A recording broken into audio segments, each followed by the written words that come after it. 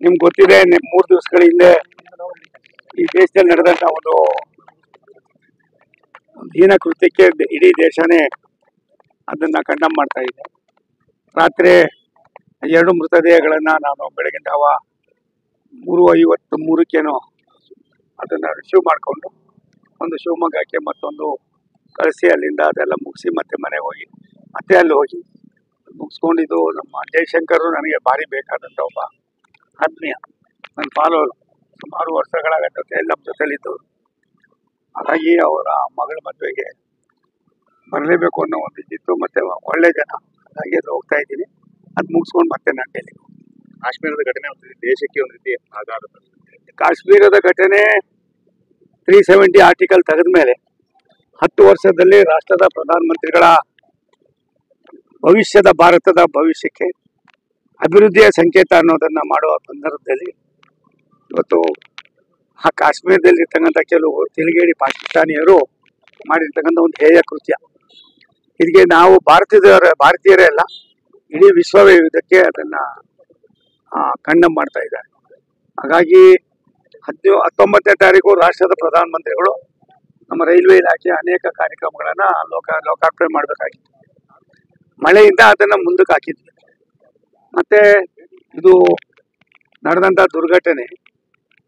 ದುರ್ಘಟನೆಗೆ ತಕ್ಕ ಉತ್ತರವನ್ನು ಕೊಡ್ತಕ್ಕಂಥದಕ್ಕೆ ಈಗಾಗಲೇ ಪ್ರಧಾನಿಗಳು ಅವರ ಅಧ್ಯಕ್ಷತೆಯಲ್ಲಿ ಹೈಪವರ್ ಕಮಿಟಿ ಆಗಿದೆ.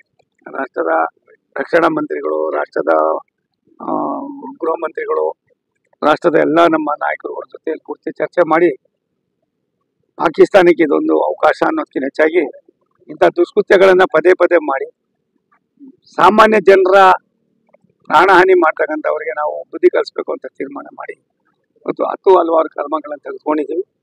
ಇನ್ನೊಂದು ಸ್ವಲ್ಪ ದಿನದಲ್ಲೇ ಕಾದು ನೋಡಿ ಇನ್ನೂ ಕೆಲವು ಗುರುತರವಾದ ಜವಾಬ್ದಾರಿಯನ್ನು ಮಾಡಿ ದೇಶದ ಸಾರ್ವಭೌಮತೆಗೆ, ದೇಶ ನಡೆದು ಬಂದ ದಾರಿಗೆ ಒಂದು ಸಣ್ಣ ಅಪಚಾರವೂ ಕೂಡ ಆಗದಾಗೆ ನೋಡ್ಕೊಳ್ತಕ್ಕಂಥ ಕೆಲಸವನ್ನ ರಾಷ್ಟ್ರದ ಪ್ರಧಾನಮಂತ್ರಿಗಳು ಇವತ್ತು ಮಾಡ್ತಾ ಇದ್ದಾರೆ. ಕಾಶ್ಮೀರದಲ್ಲಿ ಎಲ್ಲ ಸರಿ ಇದೆ ಎಂಬುದು ಬಿಂಬಿಸ್ಕೊಳ್ತಿದ್ರು, ಆದ್ರೆ ಯಾವ್ದು ಸರಿ ಇಲ್ಲ ಅನ್ನೋದನ್ನ ವಿರೋಧ ಪಕ್ಷ ಒಂದ್ ನಿಮಿಷ ತಾಳಿ, ವಿರೋಧ ಪಕ್ಷದವ್ರಿಗೆ ಟೀಕ್ಸೋದ್ ಬಿಟ್ರೆ ಇನ್ನೇನೈತೆ, ಮೋದಿಯವ್ರ ಮೇಲೆ ಹೇಳಕ್ ಏನೈತೆ? 10 ವರ್ಷ ಏನ್ ಮಾಗಿದೆ ಅಲ್ಲಿ ಕಾರ್ಯಕ್ರಮ? 8,000 ಕೋಟಿ ರೂಪಾಯಿ ಟೂರಿಸಂ ಇಂದ ಅಲ್ಲಿ ಆದಾಯ ಬರ್ತಾ ಇದೆ. 8,000 ಕೋಟಿ ರೂಪಾಯಿ ಇತಿಹಾಸದಲ್ಲಿ ಯಾರು ಕೂಡ ನಿರೀಕ್ಷೆ ಮಾಡದಷ್ಟು. ಹಾಗಾಗಿ ಇವ್ರಿಗೆ ಕೆಲವು ಪಾಕಿಸ್ತಾನದವ್ರಿಗೆ ತಡೆಯಕ್ಕಾಗ್ದಿರ ಕೆಲವು ಇಂಥ ಘಟನೆಗಳಾಗಿದೆ. ನಾನು ಟೀಕೆ ಮಾಡೋದನ್ನ ಬಿಟ್ಟು ದೇಶಕ್ಕಿಂತ ದೊಡ್ಡವ್ರು ನಾವೆಲ್ಲ ಯಾರು ಅಲ್ಲ. ಆ ದೇಶದ ಬದ್ಧತೆಗೆ, ದೇಶದ ಒಂದು ದೂರದೃಷ್ಟಿಯ ಚಿಂತನೆಗೆ ಕೈ ಜೋಡಿಸ್ಬೇಕೆ ವಿನ ಎಲ್ಲ ಹೇಳಿ ಇನ್ನೊಂದು ಹೇಳಿ ಮತ್ತೊಂದು ಹೇಳಿ ಜನರ ದಾರಿ ತಪ್ಪಿಸೋದಕ್ಕಿಂತ ಹೆಚ್ಚಾಗಿ ಮೋದಿಯವರ ಕಾರ್ಯವೈಖರಿ, ಅವರ ಆಡಳಿತದ ವ್ಯವಸ್ಥೆ ಇಡೀ ವಿಶ್ವವೇ ಮೆಚ್ಚಿಕೊಂಡಿದೆ. ಆ ನಿಟ್ಟಿನಲ್ಲಿ ನಾವೆಲ್ಲರೂ ಒಟ್ಟಾಗಿ ಸೇರಿ ಕೆಲಸ ಮಾಡೋಣ. ನಿನ್ನೆ ತಾನೇ ಖರ್ಗೆ ಅವ್ರು ಹೇಳಿದ್ದಾರೆ, ಇಂಥ ಸಂದರ್ಭದಲ್ಲಿ ನೀವು ವಿರೋಧ ಪಕ್ಷದವ್ರನ್ನು ಕೂಡ ಕಂಡು ತಗೊಂಡ್ರೆ ನೀವು ಯಾವ ರೀತಿ ನಡ್ಕೋತೀರೋ ಅದಕ್ಕೆ ನಮ್ಗೆ ಸಂಪೂರ್ಣವಾದ ಸಹಕಾರ ಇದೆ ಅಂತ ಹೇಳ್ತಾರೆ. ಇಲ್ಲೊಬ್ರು ಅವ್ರ ಪ್ರಚಾರಕ್ಕೋಸ್ಕರ ಕೆಲವರು ಮಾತಾಡ್ಬೋದು, ಅದು ಸಾಧುವಾದ ಕ್ರಮ ಅಲ್ಲ. ದೇಶ ದೊಡ್ಡದು, ದೇಶಕ್ಕಿಂತ ನಾವೆಲ್ಲರೂ ದೊಡ್ಡವರು.